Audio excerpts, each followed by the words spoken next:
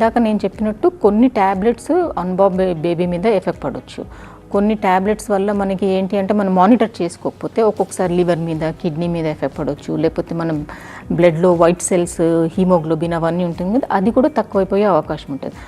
So మనకు ఇప్పుడు suppose the patient has a haemoglobin of 8 before she conceives. Patient వాళ్ళ ఆబ్స్టిట్యూషన్కి చెప్పలేదు రుమటాయిడ్ ఆర్థరైటిస్కి XYZ మెడికేషన్ వేసుకుంటున్నాను.